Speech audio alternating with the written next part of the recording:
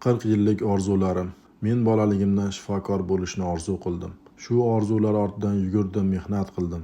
Alloh esa orzuyimni ro'yobga chiqardi. Ey Robbim, sen mehribon, marhamatli va karami keng zotsan. Mendan shifo izlab kelgan har bir bolajonning dardiga shifo bergin. Men faqat sababchiman, shifo esa sendan.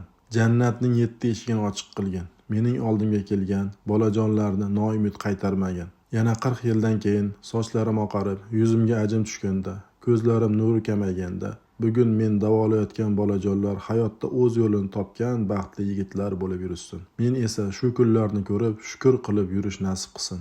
Chunki shifokorning eng katta baxti sog'aygan bolajonning tabassumini ko'rishdir. Bu mening bolaligimdagi 40 yillik orzularim. Sizlarning ham orzuyingiz bo'lganmi? Kommentariyada yozib qoldiring. Aytgancha like bosishni unutmang. Shunda ushbu videolar boshqalarga tarqalishiga yordam berasiz.